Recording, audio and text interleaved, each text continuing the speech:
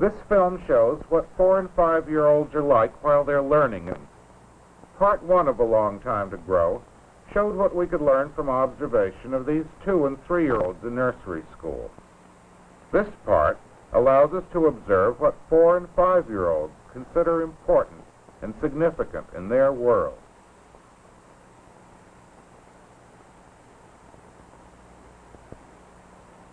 This is a complex and exciting world. We grown-ups can gain admission to it if we respect it, if we will hear and see in the children's terms. Theirs is a world of intense action and ingenious problem-solving, of humor and drama,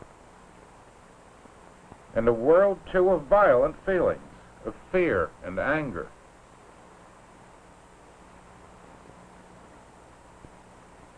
This film is made up of scenes of 4- and 5-year-old spontaneous activities, scenes arranged in terms of what seem to us to be significant basic patterns in the children's development. Here are the ideas about development which form the plan of this film.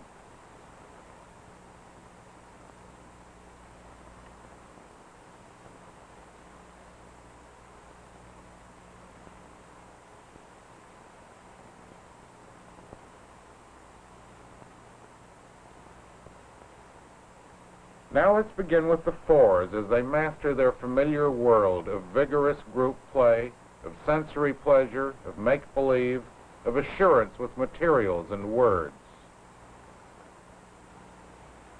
The group is usually vigorous and active.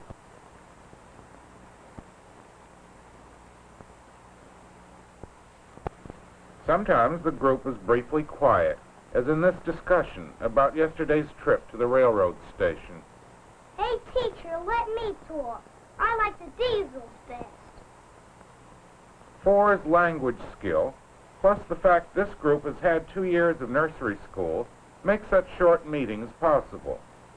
Of course, the teacher knows the discussion will be a little disorderly, that it cannot last too long, and that it must be clearly related to the children's own experiences. We're strong as giants. Both group play and a slam-bang vigor are characteristic of most 4-year-olds. And colorful speech is part of all of their activities. I'm going to jump so hard the skin of the earth will crack. Enjoyment of jumping at 4 is not competitive. It's enjoyment of vigor, of movement, of independence. I can jump by myself, but don't go away. Grown-ups think of clay as creative material. Sometimes the children do too, but at other times it's simply part of the general vigorous activity. Group play doesn't necessarily mean cooperation. 4-year-old hostility is brief but warm. The 4-year-old relishes hostile language. You stinky rat. Sometimes this hostile language becomes a pleasure in itself, even after the hostility is gone. We're going to bury Billy in this hole. We're going to break him up like a pig that says oink, oink. They'll turn into melted butter, and we'll chop Billy's head off and eat him. We're going to kill Billy like a pig, and we'll eat Billy up for breakfast, and there'll be no more Billy. 4s enjoy the fun of strenuous use of their bodies. The seasoned climbers take pleasure in being adventuresome. How's your world down there? These traits, delight in group enterprises and in vigorous activity, are intertwined with other traits. One of these is sensory pleasure.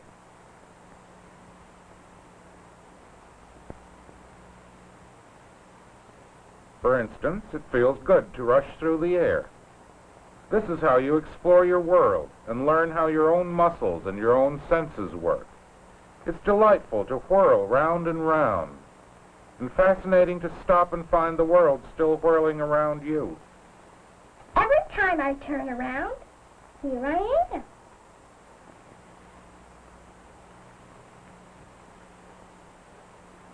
Children enjoy and explore all the senses.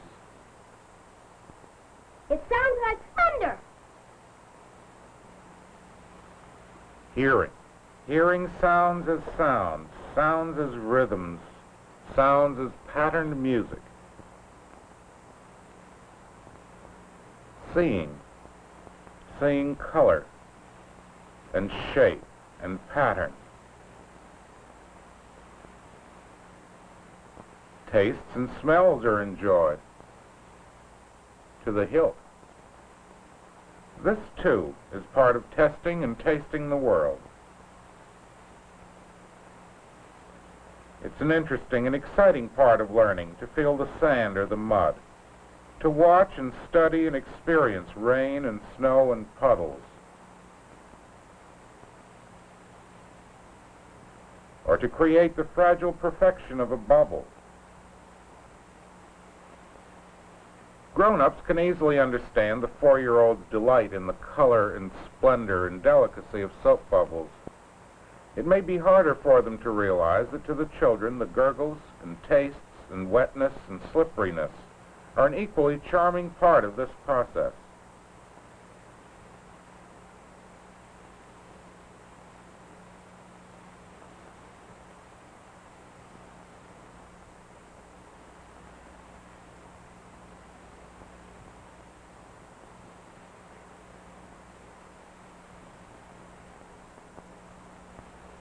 Such enjoyment shows the creative value of raw materials instead of elaborate toys with little scope for discovery. I want another can, and another can, and another can, and another can.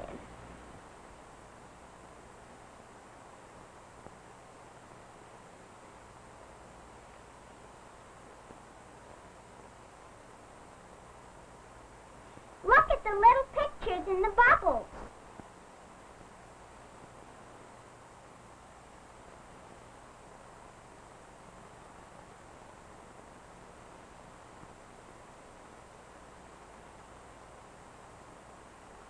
You must be the baby, and I'll be the mommy. Is your bed wet, baby?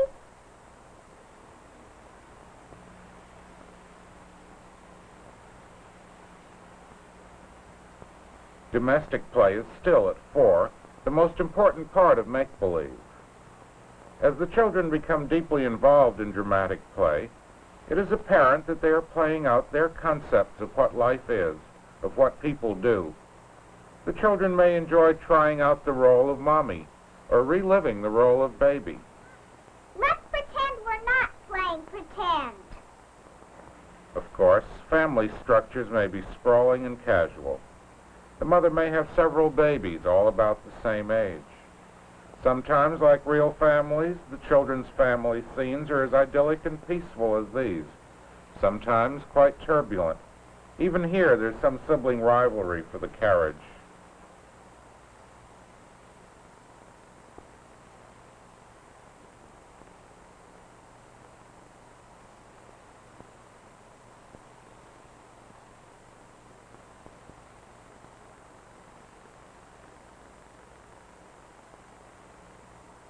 Now, baby, you shut up and go to sleep.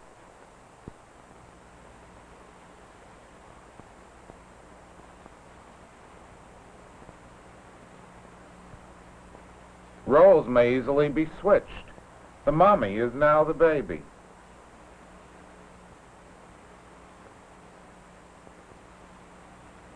Make-believe may be warlike. My machine gun's much more delicater than yours. Here, by the way, and in other scenes, the teacher is right there, but just out of camera range. Bang, bang, you're dead. Now you must be alive again. This is our house, and this is the way we want it. Girls may be involved in big building projects in connection with dramatic play, but usually for 4-year-old girls, and even 5-year-old girls like these, the setting is the structure for family life. We have to fix it so it won't rain in.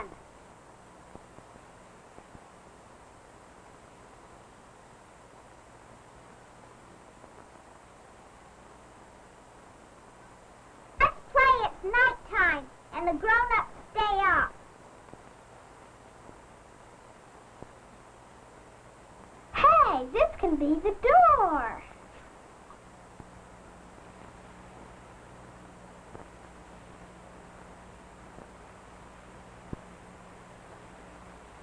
Boys may prefer these roles. Now you engineers, now you diggers. You kids all stick with me. We gotta build a sewer. You guys get the shovels and we'll make cement. This project of mixed 4- and 5-year-old boys went on for weeks.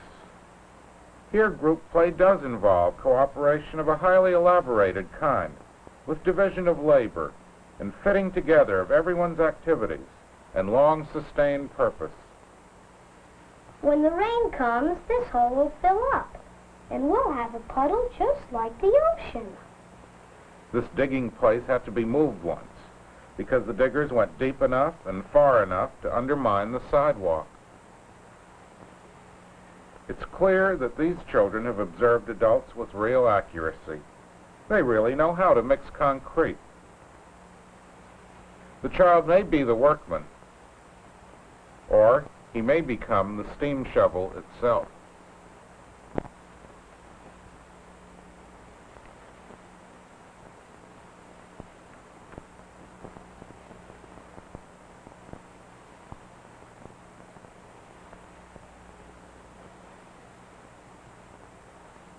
Four-year-olds' intentions and the demands of the materials influence each other.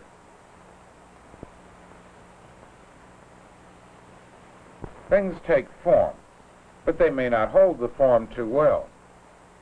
You generally start with a plan, but you quickly change to another because of the way the materials fall and the new ideas they suggest. These 5s are painting on the floor, perhaps of necessity because all the easels are in use, but at the same time they're learning to work under varied conditions. Increasing skill brings wider scope. With 5-year-olds, the effect of the child's initial purpose is stronger. There is a clearer and more definite plan, and 5-year-olds can better control the tools and materials to suit their plans. This is going to be for my mommy's birthday. As skills increase, ideas are freed.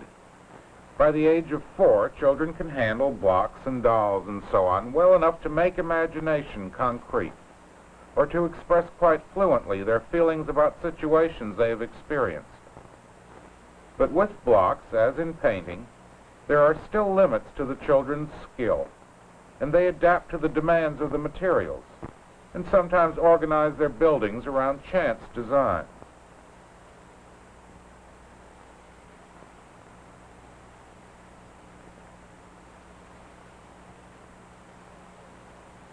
But by 5, the children can better make the blocks suit their purposes, like this boy.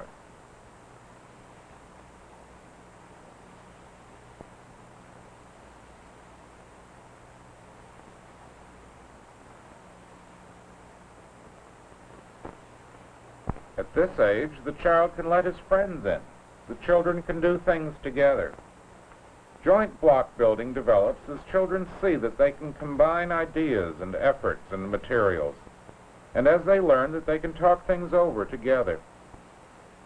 5-year-old structures are made for a purpose, but the purpose rests on shifting group ideas. Let's not have this be a barn, let's have it a railroad station.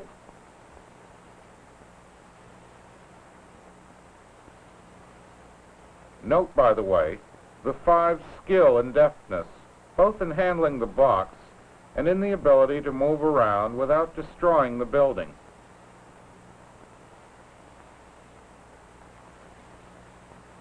The children are likely to have quarrels, but they can settle their difficulties, and the project can go on.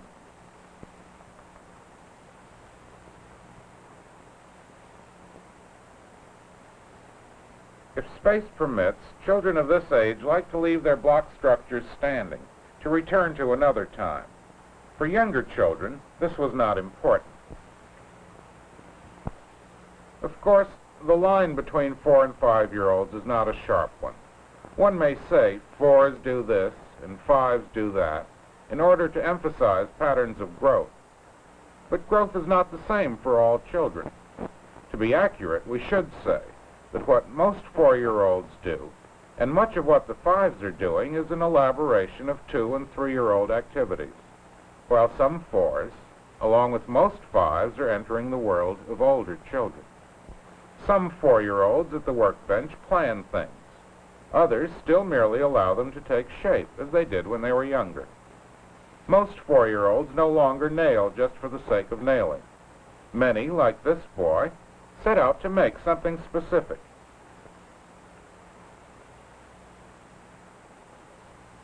The 4-year-olds use brisk, direct methods. They want quick results, and technique is secondary.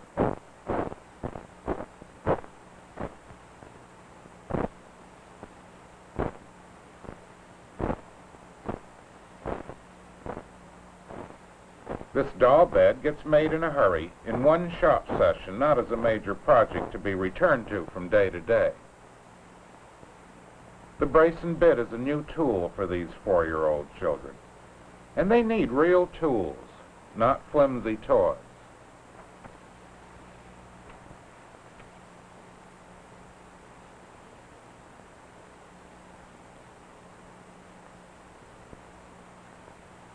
Five-year-olds take pleasure in clear-cut performance and workmanship.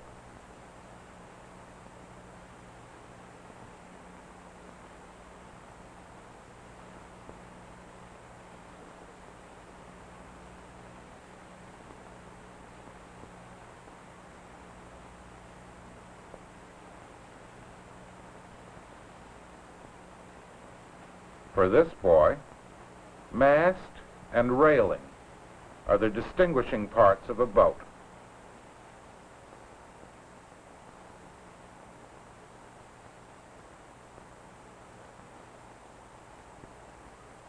I need lots of nails.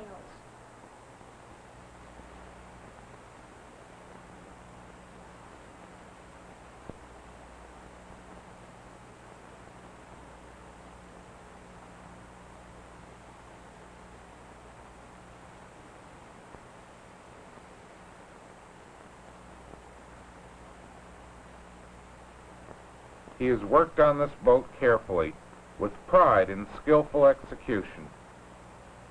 Many 5-year-olds are ready to take on a good deal of responsibility for the care of materials and tools.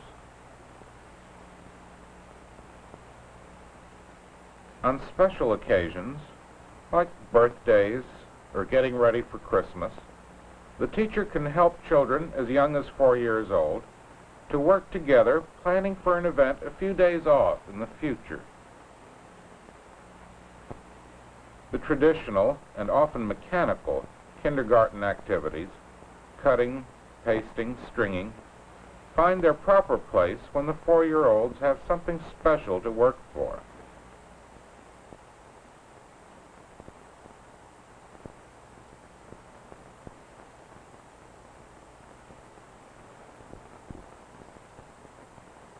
Mine is all over the tree.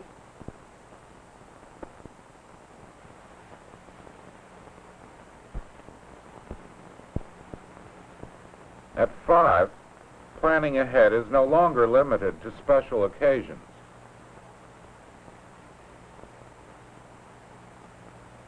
This puppet costume is the result of 5-year-old planning, 5-year-old concentration, and 5-year-old skill.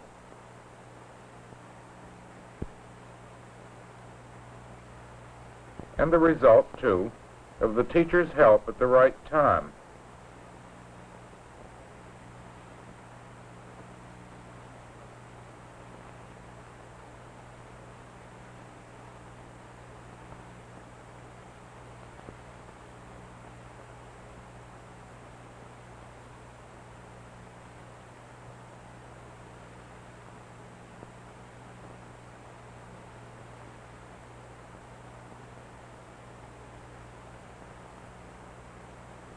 The teacher suggests improvising a stage and assembling an audience, so the children may put the puppets to use while their interest is still at its height.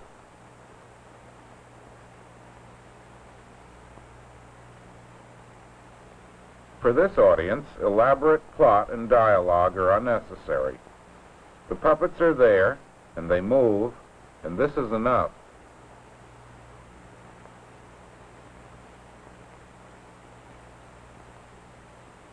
Up to this point, this film has been emphasizing the elaboration by 4- or 5-year-olds of activities that first interested them when they were 2 and 3. Now the scene shifts to activities which begin around the age of 5 and go on through the middle years, as 5s enter a more formalized, enlarging world. Their games have simple rules. They seek facts and wonder about death and life. They begin to use symbols. Letters and numbers take on meaning. Just doing anything is no longer enough.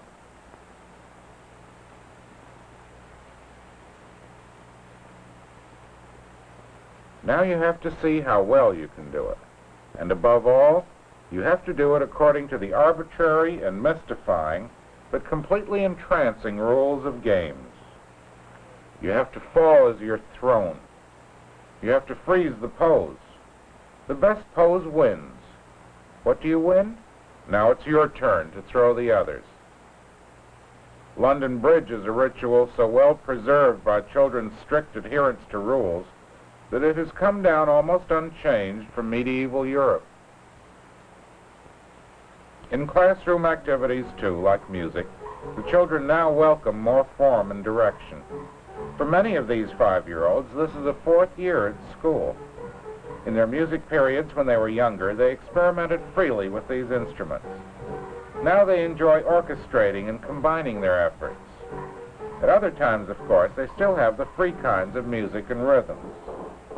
In this musical game, the chalked circle is an organizing device to keep the group in formation and to provide a place to put the instruments down at the musical cue.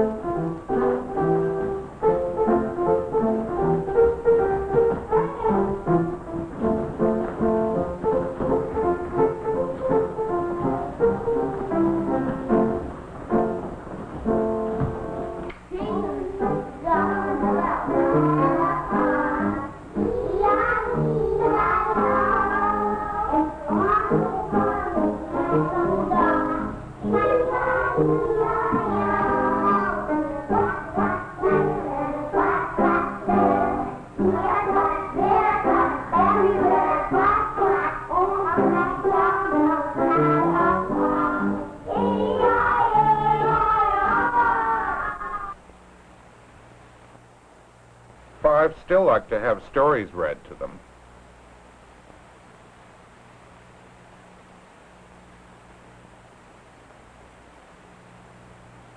But in winter, Flip and his mother were kept in a box stall, and when she wanted to sleep, Flip could be an awful nuisance.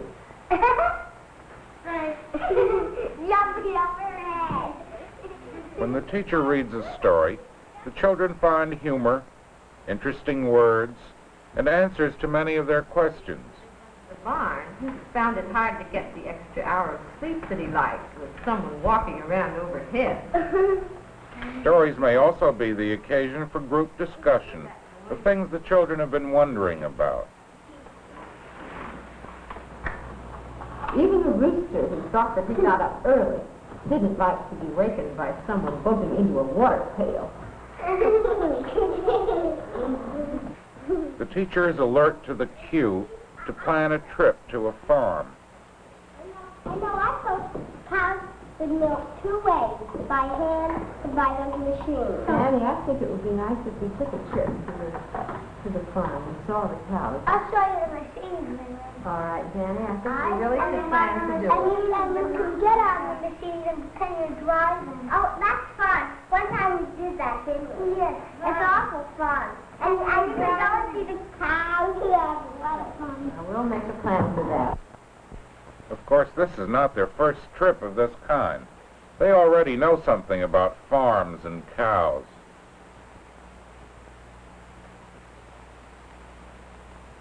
They see machine milking and hand milking, just as they had planned.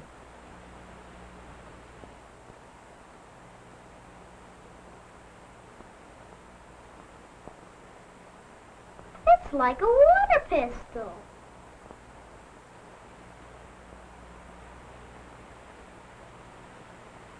Good schools have science for 4- and 5-year-olds, not as something special, but as part of their regular program. Do you remember what his name is? Anybody remember what his name is? I think I told you people once. Well, he's called a hamster. Now, let's put this down and see what he does. You see how it's sort of swelled out now?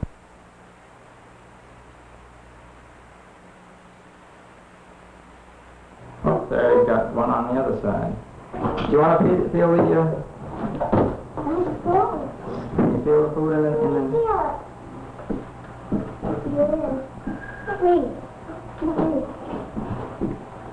How do you catch these animals? Well, this kind of animal we don't catch. We raise them right in the laboratory. He was born in the laboratory.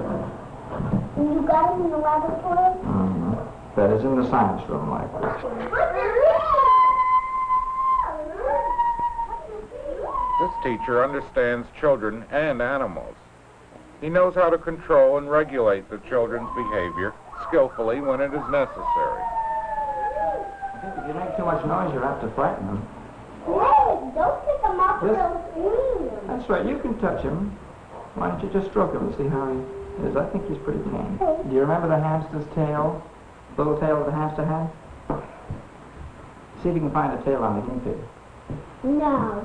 No. Does he seem to have a tail? No. He doesn't have any He tail. doesn't have any tail at all, does he? Why? I don't know why, he just doesn't. What does he Now, eat? what does he eat? Well, shall we see? We have several things here. We've got some lettuce, for instance. Let's see if he'll eat some lettuce. He's not trying in one lesson to tell the children everything about the animals. Rather, he is helping them to observe and to see things for themselves. 4-year-olds take in only a little bit at a time. These observations provide the basis for the generalizations that will come when they are older. Maybe he isn't noticing the carrot. Just put it in front of him. This is teaching based on knowing how children learn, on respect for children as people, on using what the children say and observe. He does like carrots. He does? Well, did he switch to the carrot? Yeah, yeah. Maybe he likes it better than... than... Maybe he likes it better than lettuce. This is teaching based on making the point only when the children are ready for it, on using reasonable vocabulary, but not talking down.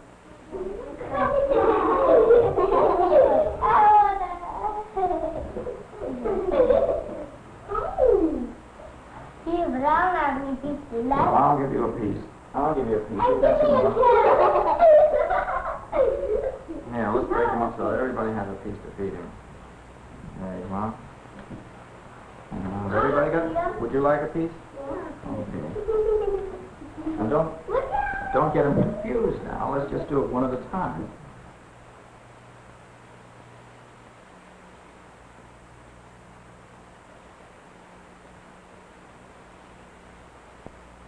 These 5-year-olds are old hands at picture lotto. This game involves recognition and differentiation. The children must be observant and note details in order to match the pictures. Does anybody have No. Oh, I have 3 very much nicer because it's quite it? I know. No. I know. Oh, I have 4 of them. The teacher is taking things slowly. The children are all eager to fill in their cards, but the process is more important to them than winning. Picture recognition is one of the experiences that makes for readiness for reading. From pictures, we move to the simplest of symbols, silhouettes of the objects themselves. But the teacher does not spoil the child's pleasure in organizing or the fun of a game by pointing out that she is teaching steps to reading, or by insisting on every child's taking these steps at the same time. The children can respond unself-consciously to these ideas, and they face no threat of failure. Most 5-year-olds are learning to recognize their names and love to see them written, here with symbols of the day's jobs, table setting, passing the cookies at juice time,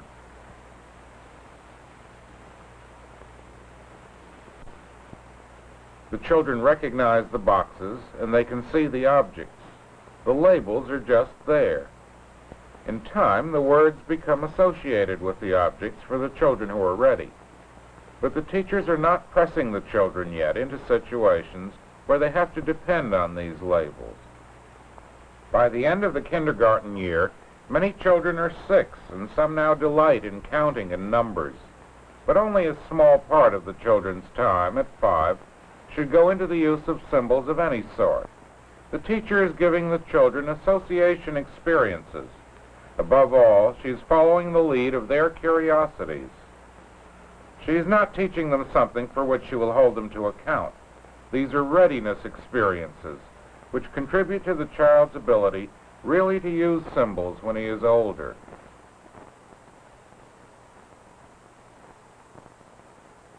Is it tomorrow yet?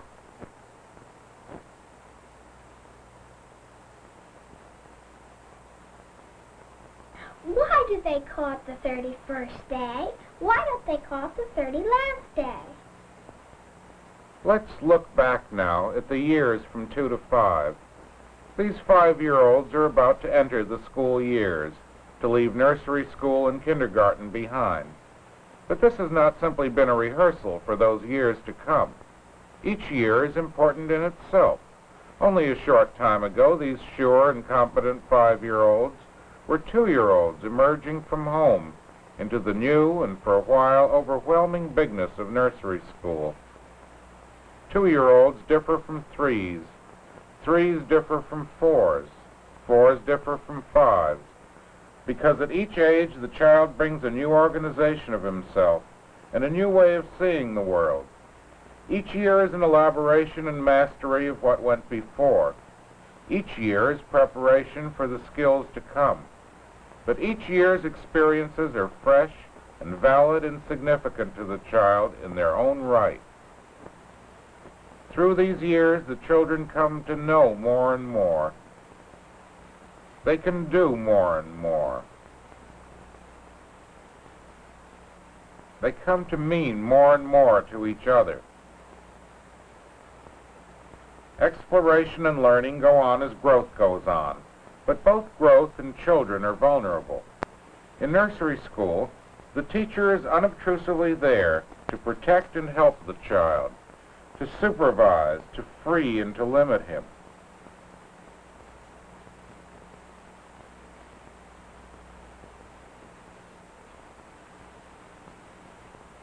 She is there to respond to the child's wonderings and to help each child find his way to his own ideas at his own pace.